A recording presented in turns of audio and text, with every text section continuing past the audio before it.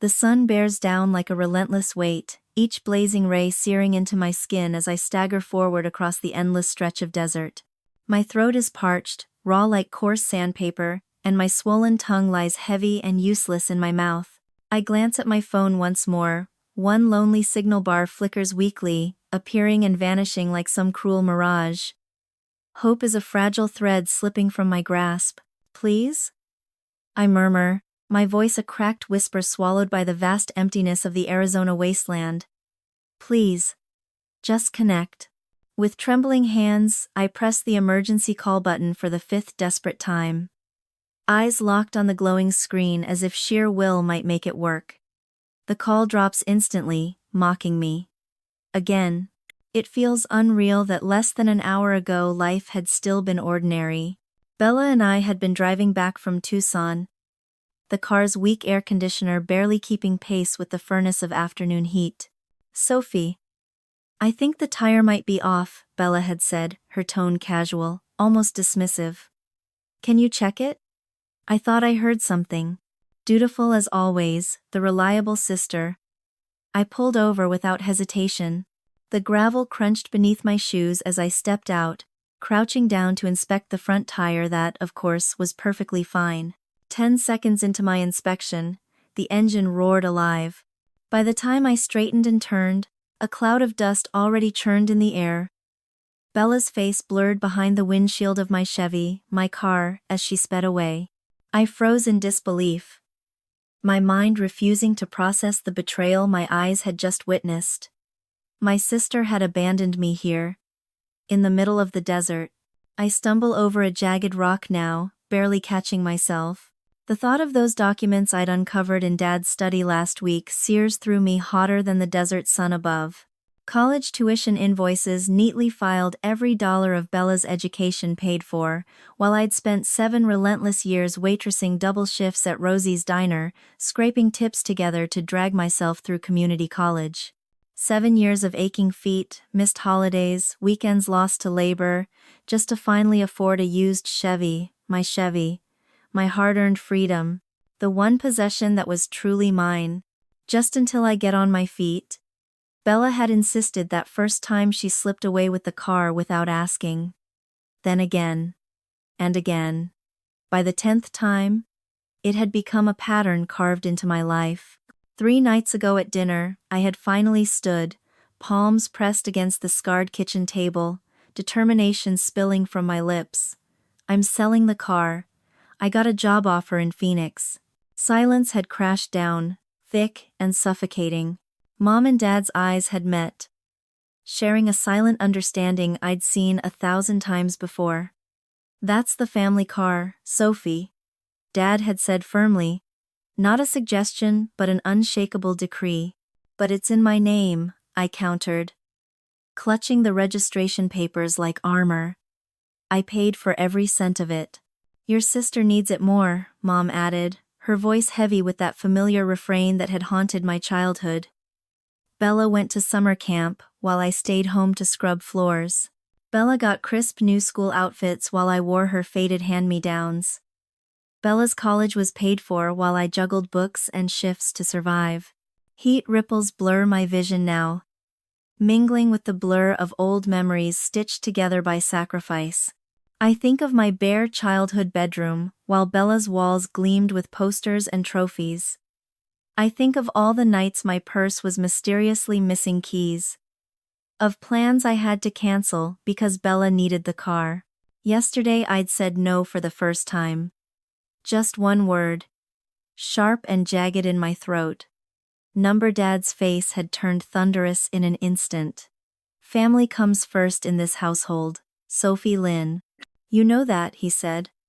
Mom's eyes welled up, shimmering with tears. After everything we've done for you. Their guilt pressed heavy, but something inside me had shifted. Years of bending, breaking, reshaping myself to fit their demands, I couldn't anymore. The car is mine, I'd said, my voice stronger than I'd expected. I worked for it. I'll decide its future. The shock on their faces had been chilling, though almost worth it. Their silence afterward followed me into sleep. Almost worth it. But not worth this. Not worth the scorching sun and endless horizon. Shielding my eyes, I scan the barren landscape. Nothing but cacti and scrub brush. My phone now shows nothing. No bars. No hope. Not even the false comfort of a flickering line of service. The cruel irony is not lost on me. After all those years clawing for independence, here I am, stranded and utterly dependent on the mercy of chance, on whether a passing car might notice me. My foot hooks against a hidden stone and this time I crash down, palms scraping raw against the earth. The copper tang of blood fills my mouth as I push myself upright, legs trembling under the weight of exhaustion. Family comes first. The phrase ricochets inside my skull, reshaping itself with every step. Yes, family comes first, but this moment is teaching me a new truth. If I survive this desert, if I find my way back to the world again, I will redefine family for myself. Nothing will ever be the same. I'll never again be the Sophie who keeps giving until there's absolutely nothing left inside me. The registration papers for my car are still tucked safely in my wallet, pressed firmly against my hip with every step I take. That car represents my independence, my life, my choice. I drag one foot in front of the other, forcing myself forward. The horizon shimmers and bends in the punishing heat, but I keep moving because stopping is not an option. I cling to the belief that something better must exist beyond this barren desert. I have to hold on to the hope that someone out there will help me, that I am not invisible. I repeat silently, almost like a prayer. I have to believe I'm worth saving. Mile after mile slips behind me, and finally, after what feels like forever, almost 3 miles, I see a faint signal return on my phone. With shaking fingers, I dial 911. A voice answers, calm and steady, guiding me through the chaos inside my head. Within 10 minutes, red and blue lights cut through the heat haze. Police officers and paramedics rush toward me, tending to my wounds and helping me into their vehicle.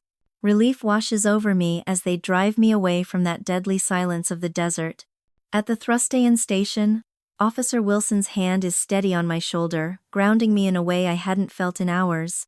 The cold air from the cruiser's vents stings my sunburnt skin, almost shocking, as he hands me a chilled bottle of water. "Ma'am, abandoning someone out there isn't just cruel, it's a criminal act," he says with quiet firmness. "Your sister could face charges for this." My throat burns as I gulp the water, trying to soothe the rawness left behind. "She just left me there," I whisper, the words too fragile to carry the weight of betrayal. "This wasn't just careless," Wilson continues, tapping his computer screen. "Miss Matthews, your sister has a history." He turns the screen toward me, and there it is, Bella's name. 3 prior citations for reckless driving, each one quietly paid off by my parents. My hand freezes mid-sip. "What?" I breathe, the word trembling out of me. Wilson's gaze sharpens. "Family can hide things," he says, "especially when money is involved." My stomach knots, secrets stacked upon secrets. My phone buzzes suddenly in the cup holder where it's been charging. I'd barely scraped together enough battery power to place the emergency call when a trucker had finally noticed me stumbling on the roadside. Now I see 3 missed calls from Mom, 5 from Dad, and 1 terse message from Bella. They're freaking out, "Just come home, we can fix this." Before I can respond, a flood of new texts pours in. My mother has mistakenly added me into a family group chat I never knew existed. Scrolling back, my heart sinks as I piece together their plan. "She's being stubborn about the car. We need to teach her a lesson." The words crawl across the screen like poison. My hands tremble as I continue scrolling. "Dad, don't do anything rash." "Mom, make sure she doesn't sell the car. If she can't sell it, she can't leave." Then Bella's chilling reply, "I'll handle it. She'll see she still needs us." My breath catches in my chest. They orchestrated this. Every moment of my fear was planned. Miss Matthews, are you okay? Wilson's voice cuts through as he notices my pale face. I turn the phone toward him, whispering. They wanted to strand me. His expression hardens, eyes narrowing. This changes everything. This is premeditated. Abandonment and theft of a vehicle. The memories crash into me like the desert wind. The $500 I was pushed to hand over for Bella's spring break. The $300 I gave for her phone bill after she blew her money on concert tickets. My savings drained to almost nothing while covering her expenses, my balance teetering near zero. I kept the receipts, I murmur, eyes unfocused. Every bank statement. I didn't even know why I saved them. Wilson nods approvingly. That was smart. Documentation is crucial in cases like this. His tone is steady, professional. But his words make my pulse quicken. Cases. This is more than family drama, it's legal now. Financial exploitation often travels hand in hand with emotional abuse. He explains. Your registration and insurance still in your name? I nod and pull the worn papers from my wallet. Proof of ownership that feels heavier than ever. Wilson leans back slightly. There's someone you should meet. Judge Martin. I believe he often visits the diner where you work. He gives free legal consultations. The weight of his words presses on me. My so-called temporary waitressing job had stretched to 7 long years. How many opportunities had I thrown away to meet family obligations? A manager position declined. Night classes abandoned, all because Bella needed me. I have a friend. I blurt, surprising myself with the sudden thought. Jackie, from the diner.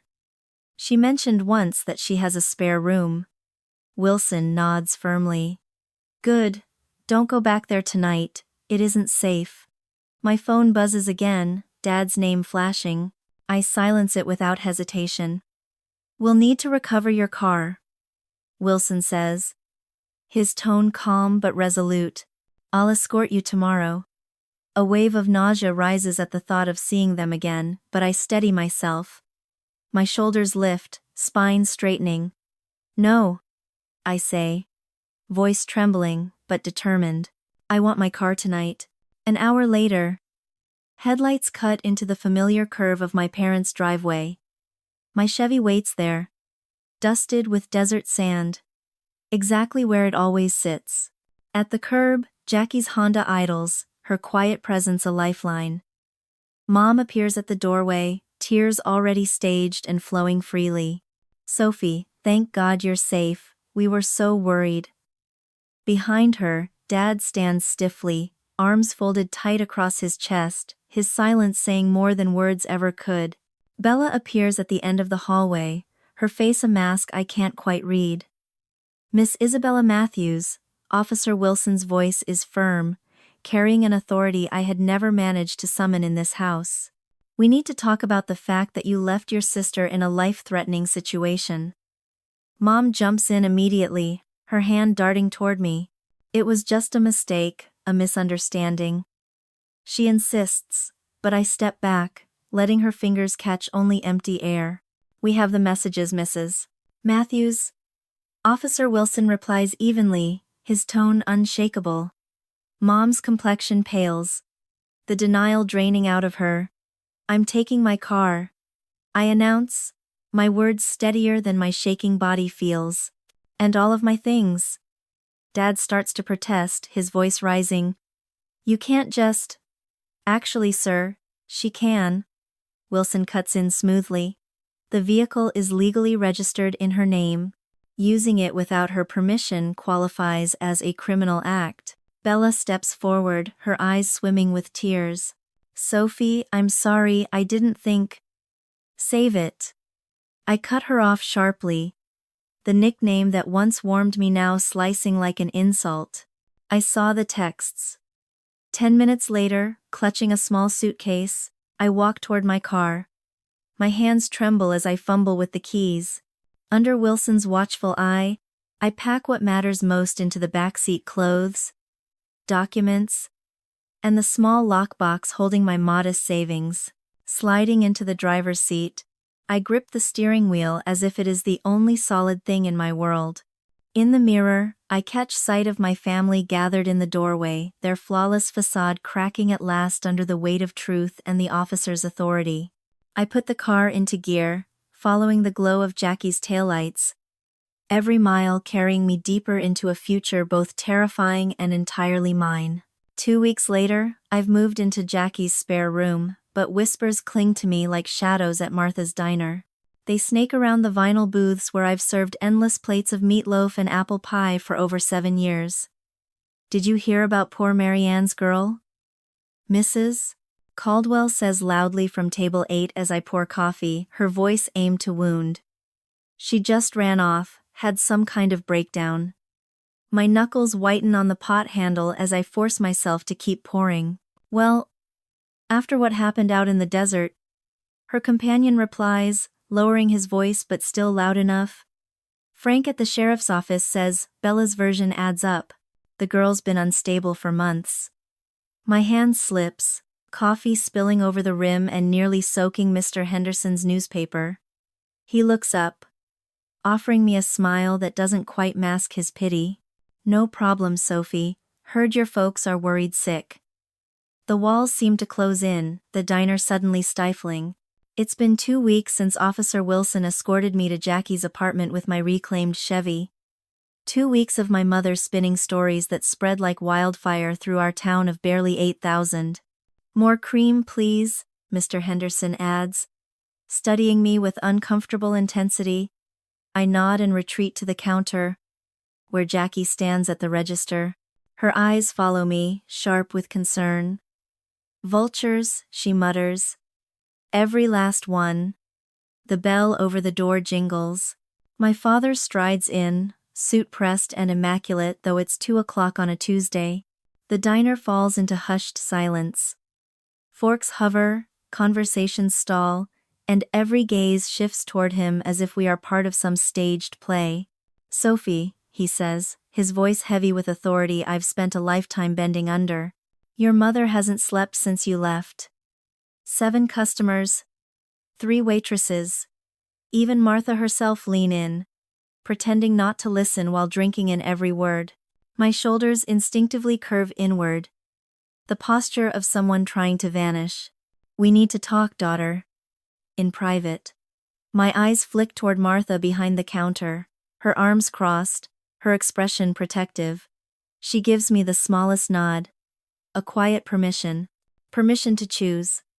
I'm working, I reply, surprised at how steady my voice sounds. My shift ends at 4. His eyes narrow as he scans the diner, then settle back on me. This isn't like you, Sophie. We raised you better. End greeting. Better than what, exactly? The words slip out before I can bite them back. A muscle in his jaw tightens. Your mother is heartbroken. I swallow hard. I'm sorry to hear that. I admit softly, and part of me means it. That obedient daughter they molded still whispers inside, telling me that good girls never hurt their mothers. We can settle this at home, he insists. Where you belong. Home. The word lands heavy, suffocating. That house where my walls were bare while Bella's overflowed with trophies and posters. Where every paycheck I earned vanished into sudden family emergencies that always seemed to revolve around her.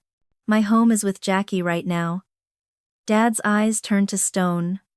Family stands by family, Sophie Lynn. I meet his gaze squarely. Yes, I say evenly. They do. The door chimes again, and my stomach drops as Bella steps inside. Her eyes are rimmed red, tears carefully staged. She radiates fragility, and the diner, like clockwork, responds. Sympathy washes over the room in an instant, drawn to her like moths to flame. My sister, the same one who left me stranded to bake under the desert sun, now stands before me wrapped in a pale blue sundress. The very image of remorse. Sophie, she breathes, her voice cracking in all the right places, carefully rehearsed for the audience watching. The familiar Tuesday crowd leans forward with interest. as if our family tragedy is nothing more than a sideshow during the lull between lunch and dinner orders. I've been trying to reach you, Bella continues, fat tears spilling down her cheeks in perfect rhythm. I know what I did was unforgivable, she says, trembling. I was scared, reckless, and so foolish. I didn't think. Silence stretches around us, heavy with expectation. I can almost feel the collective script pressing down on me, insisting that this is the moment I forgive. The moment the elder sister folds the younger one into her arms. I've been seeing someone, Bella adds, her voice dipping low, intimate. A therapist. I struggle with jealousy, with seeing you have things I don't. At the counter, Mr. Robertson nods solemnly, and Mrs. Caldwell sniffles, dabbing her eyes with a napkin. Please come back home, Bella whispers, extending her hand. Mom needs you. Dad needs you. I need you. But 7 relentless years of serving coffee and pie have honed my ability to read people, and I see the truth clear as glass. This plea isn't for me. It's for them, for the onlookers. For the whispers that will soon ripple across town. The story will become, did you see her beg for forgiveness while her sister stood there cold as stone? I let the silence linger before I finally speak. I'm glad you're getting help, I say, stepping away from her touch, steady despite the tremor in my chest. But I'm not coming home. Not now. Dad's face darkens, his jaw tightening. Your mother is an adult who can take care of herself. I cut in, startling even myself with the firmness in my voice. This new strength feels raw but undeniable. I need to finish my shift. His gaze sharpens. The car, he says quietly, deliberate and slow. We've been making the payments. A sharp, bitter laugh escapes me before I can stop it. No, Dad, you haven't. I reach beneath the counter for the worn folder that has never left my side since the desert. Its weight steadies me as I open it, spreading out neat rows of receipts that trace 7 years of sacrifice. I've kept everything, I say clearly. Every payment, every dollar, every tip saved and documented. The color drains from his face, shock flashing in his eyes. Every paper cut from organizing those records late into the night at Jackie's kitchen table. Every patient explanation from Judge Martin about documentation. It was all worth this moment. This is absurd, Dad sputters, desperation leaking into his tone. We're your family. Yes. I answer softly, closing the folder with deliberate care. And this is my boundary. The diner has gone utterly silent. Jackie steps from behind the counter to stand beside me, her presence steady, anchoring. I think you should leave now, Martha's voice cuts across the silence, sharp and unyielding. Sophie has customers to serve. Dad's face burns red. Bella's tears vanish as quickly as they came, replaced by frustration at her failed performance. This isn't over, Dad mutters. Actually, I say, lifting my chin, it island. When they finally leave, Martha's hand finds my shoulder. Take 10 minutes. Then table 12 still wants coffee. I retreat into the hallway, my heart pounding like a drum against my ribs. My phone buzzes. A message from Officer Wilson. Just checking in. You safe? I text back quickly. Yes. They came to the diner. I'm okay. Another buzz. Judge Martin this time. My daughter Sarah has a room in her duplex opening up $650 a month, utilities included. Interested? My hands shake as I stare at the words, at the chance for walls that are mine alone. I open the paralegal course website he had shown me last week, when he stopped by the diner to talk. The deadline looms tomorrow. The schedule fits around my shifts. For the first time since the desert, I allow myself to picture a future that belongs solely to me. A life beyond this town's gossip. Beyond the crushing pull of family expectations. A life where no is a full sentence. Where boundaries are not acts of war but simple truths. I type back. Very interested. When can I see it? 10 minutes later, I return to the floor, coffee pot in hand. Mrs. Caldwell and her companion fall silent as I approach, watching me with barely disguised curiosity. More coffee? I ask evenly, pouring until the liquid kisses the rim without spilling a drop. Your poor mother called me this morning, she says carefully. She's beside herself with worry. I offer no reaction beyond a polite nod. That's something for her and her therapist to work through. I answer smoothly. Moving on. Something unfamiliar begins to stir inside me, not quite peace, not quite power, but a steady flame growing stronger with every step I take. A week later, I make my choice permanent. I return to the house only to collect the last of my belongings. A police cruiser waits outside, its engine idling, Officer Wilson standing with his arms crossed, his very presence transforming the home of my childhood into foreign ground. I slide the final box into Jackie's hatchback. Need anything else from inside, Miss Matthews? He asks, the sunlight glinting off his badge. Just one more thing, I reply, walking back into rooms that suddenly feel unfamiliar, smaller than I remember. In my bedroom bare now, stripped of everything that ever felt like mine, I trail my fingers along the worn windowsill where I once leaned, forehead pressed against the cool glass, whispering promises of escape to myself. The walls have soaked up 17 years of whispered dreams, flashlight calculations, and vows made in secret while Bella's laughter floated up from below. Mom appears in the doorway, her face carefully arranged into that mask of guilt she's perfected over the years. Sophie, please, we can still talk about this like adults. I say nothing, walking past her with deliberate steps. Her voice cracks behind me. Your father hasn't slept since you left.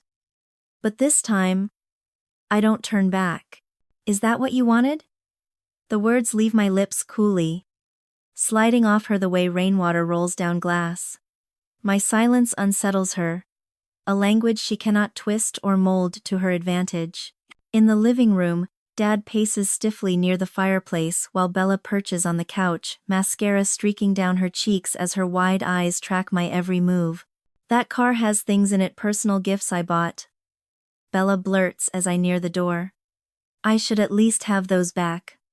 I pause, turning at last to meet her gaze directly. Then itemize them, I reply evenly. Send the list to Officer Wilson along with receipts. Her mouth opens, but nothing comes. She knows as well as I do that no such proof exists. Outside, I settle into Jackie's passenger seat. Through the windshield, my family lingers frozen in the doorway, three figures suddenly stripped of power once I stepped out of their carefully scripted drama. Done? Jackie asks, starting the engine. Done. I breathe, the word carrying both finality and release. 40 minutes later, I sit cross-legged on her floor, laptop balanced on my knees. My finger hovers for only a moment before I press the button. Publish. The car listing appears online, priced just below market value for a swift sale. Closing my eyes, I draw in a deep breath, then open a fresh email account, severing my digital ties from the version of me they once controlled. That night, my phone hums against the hardwood, Dad's number lighting up the screen. Without looking, I silence it and add it to the growing pile of unanswered threats and manipulations. Jackie appears in the doorway, two steaming mugs in hand. Your dad called the landlord, she says, her voice dry. Tried to tell him you've got debts that make you a rental risk. I accept the coffee, unsurprised. What did Mr. Grayson say? I ask. Jackie grins. Told your dad he's known you since you were 16 bussing tables, and maybe he ought to worry about his own credit instead.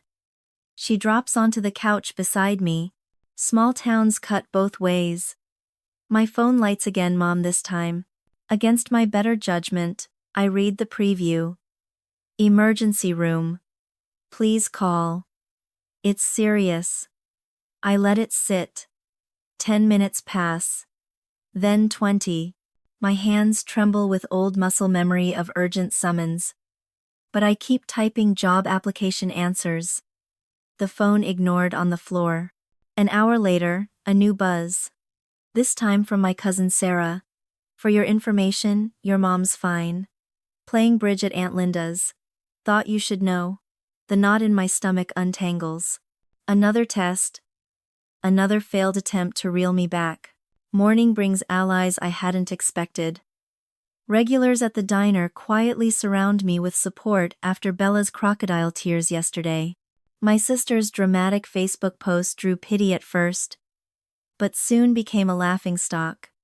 Between coffee refills, Mrs. Abernathy catches my hand, her weathered palm warm.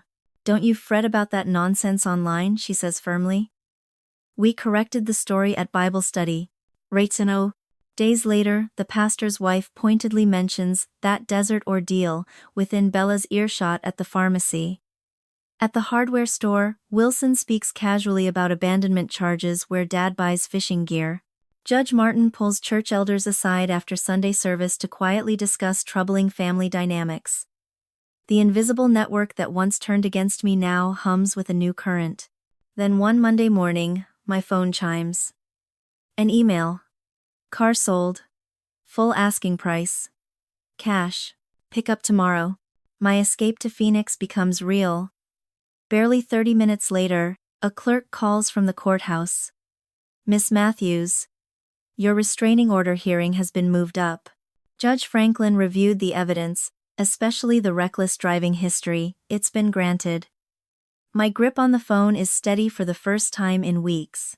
2 hours later, another call, this time from Phoenix. "We'd like to offer you the position," the HR director says warmly. "Actually, we can do a little better than the salary we discussed." That evening, Dad's voice reaches me from an unfamiliar number. It lacks the booming confidence I grew up fearing. "We should negotiate," he says slowly. Like a man tasting a foreign word. "Find some arrangement that suits everyone." I stand at Jackie's kitchen window, the Arizona sunset blazing across the horizon, the same sky that bore witness to my abandonment now shining on my rebirth. "There's nothing to negotiate," I reply quietly. "I'm not asking you for anything anymore." I end the call. Moments later, a message pings from Mom's church friend Elaine. "Thinking of you. Missed your mother at the fundraiser tonight." Their world contracts just as mine expands. Balance, long overdue, has finally arrived. A week later, on a Tuesday afternoon after finishing my shift, a letter trembles in my hand. The handwriting is unmistakable. "Mrs. Pearson, family friend for 2 decades. Your father's heart condition has worsened under the stress. The doctor insists family healing is vital. Your mother swears things will be different now. Please join us for one last family dinner before you leave town. Thursday at 6. I fold the letter carefully and slip it into my pocket. The weight of manipulation presses against me, but this time, it doesn't break me. This time, it only reminds me how far I've already come. I had already called Dr. Winters to check my father's supposed condition, and he confirmed what I suspected: he hadn't seen my dad in months. Jackie, lounging on the couch with her feet propped over a coffee table cluttered with paralegal textbooks, doesn't even look up. "You don't have to go," she reminds me. "That's the whole point of boundaries, you get to enforce them." I know she's right, but I zip my overnight bag shut anyway. Phoenix waits for me on Friday, promising a new apartment, a new job, a new life. Still, I feel I need to face this moment. Not for them, but for me. Jackie twirls her car keys, eyes sparkling. "I'll wait outside. First sign of trouble, I'm coming in with air horns and confetti." I nod, closing the bag firmly. On Thursday evening, the drive to my childhood home is wrapped in silence. Every landmark we pass: the diner where I pulled endless double shifts, the bank where I deposited every crumpled tip, the high school where Bella wore the crown as homecoming queen. While I spent weekends working, each feels like another page in a book I've finally finished reading. Jackie parks across the street, reaches over, and squeezes my hand. "You've got this. Remember what Judge Martin told you. Don't bite at the bait of emotional manipulation. Stick with facts. I recite the words that have become my shield. And, she prompts. And I deserve peace, I answer. The house looks smaller now, diminished somehow. Before I can reach the steps, the front door creaks open. My mother stands there, arms stretched wide, wearing the yellow cardigan reserved for church services and posed family portraits. Sophie, she whispers, her voice heavy with manufactured emotion. You came. I step neatly past her attempted embrace. I am here for closure, not reconciliation. Inside, the dining room is staged like a photograph meant to summon nostalgia. My father sits at the head of the table, his features arranged into a mask of solemn concern. Bella sits on his right, her eyes red-rimmed, darting nervously. The table groans under my childhood favorites: fried chicken, mashed potatoes, green bean casserole. Photo albums lean against the centerpiece. A prescription bottle is placed conspicuously near my father's water glass. Sit down, Sophie, Dad commands gently. Family dinner isn't complete without everyone present. I remain standing, the folder tight in my grip. How's your heart condition, Dad? His hand instinctively moves to his chest. The doctor says stress is the main factor. Interesting, I respond, placing the folder on the table, because I called Dr. Winters 2 days ago. He said he hasn't seen you in 8 months. And your last exam showed your heart was perfectly healthy. The silence spreads across the room like a desert's suffocating heat. Dad recovers first, leaning on old sayings. Blood is thicker than water, Sophie. Whatever disagreements we've had. That's not even the correct phrase. I interrupt firmly. The real proverb is, the blood of the covenant is thicker than the water of the womb. It means chosen relationships are stronger than forced ones. It means, Bella pushes forward, tears glistening. I was jealous of you, of how you always seemed to know what you wanted. I'm so sorry for the desert. I shake my head. I didn't come here for apologies. I open the folder, laying out its contents one by one. A childhood calendar, color-coded, showing Bella's endless activities against my endless chores. Bank statements highlighting the thousands spent on her while I worked myself to exhaustion. Articles on family psychology, passages about golden children and scapegoats illuminated under the dining room light. What is all this? My mother whispers. Documentation.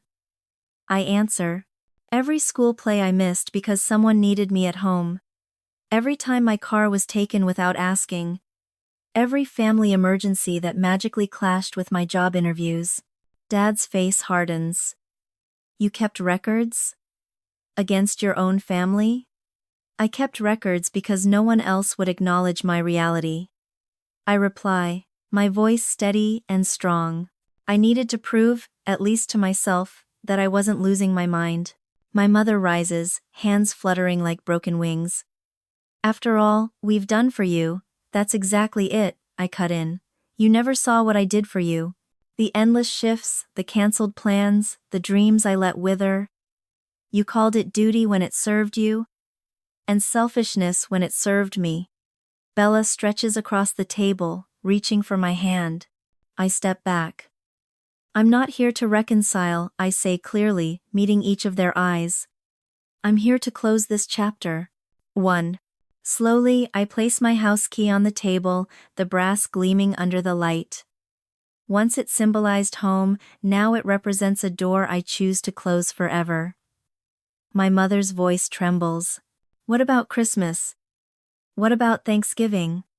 I'll spend those holidays with people who respect my boundaries. I answer evenly, sliding the documents back into the folder with deliberate care. I wish you healing. All of you. My father surges to his feet, anger flashing across his carefully composed mask.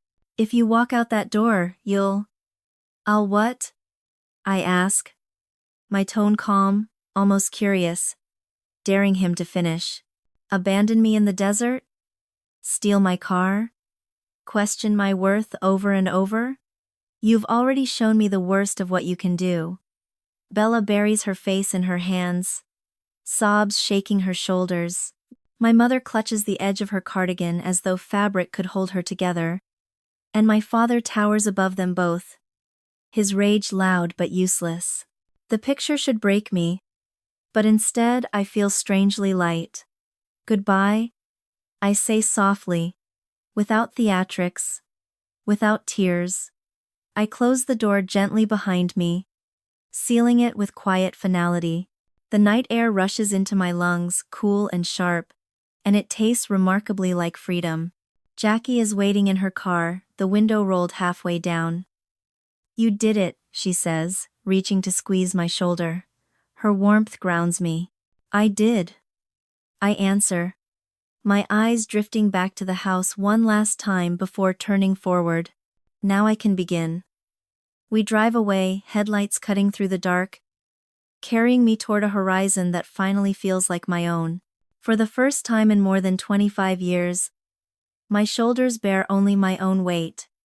6 months later, the sun spills golden light through gauzy curtains into a small Phoenix apartment. I chose myself.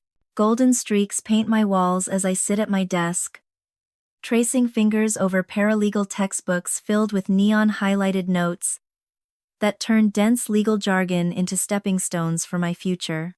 Above me, my very first office paycheck, still inside its envelope, is pinned neatly to a corkboard.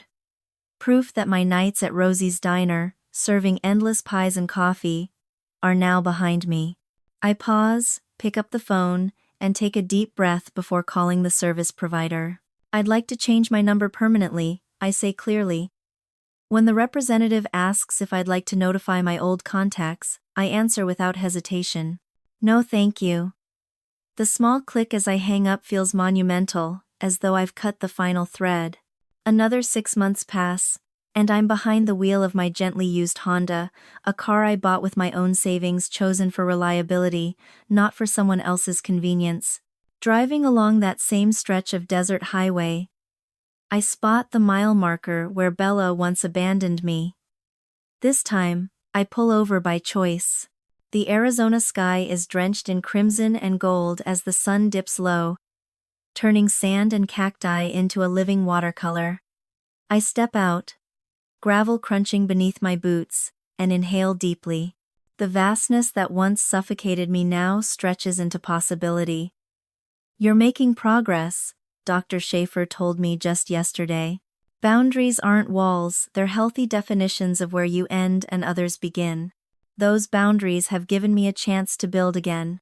Tuesday night potlucks with coworkers, weekend hikes with locals who have become friends, Sunday afternoons at Desert Bloom Women's Shelter where I sit across from women whose haunted eyes remind me of my own not long ago.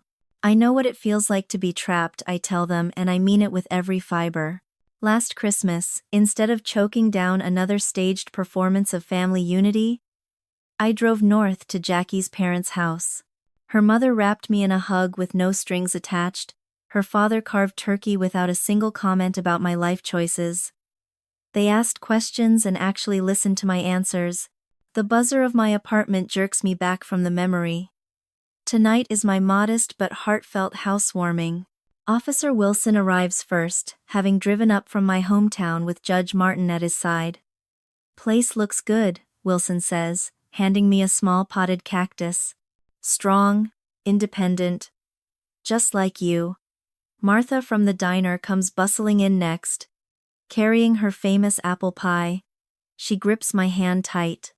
"Finally," she says with a grin, "someone saw your worth."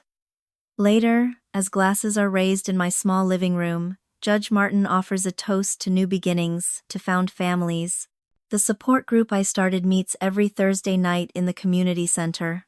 Family Scapegoats Anonymous might sound dramatic, but the relief on people's faces when they realize they aren't alone is worth every ounce of awkwardness. Just last week, I received an anonymous letter from my hometown. "Watching you stand up for yourself gave me the courage to do the same." When Bella's number flashes on my phone after she begged Jackie to give it to her, I answer calmly. I let her speak, let her weave her explanations and apologies. "I wish you healing," I say when she pauses. but my boundaries stay. The ease I feel as I end the call surprises me. Their approval, or the absence of it, no longer carries weight over my life. Now, when I drive the highway with the windows down, the desert wind tangling my hair, I catch my reflection in the mirror. The woman staring back holds strength in her eyes and peace in her smile. Around me, the desert stretches endless and breathtaking. No longer a prison but a monument to just how far I've come.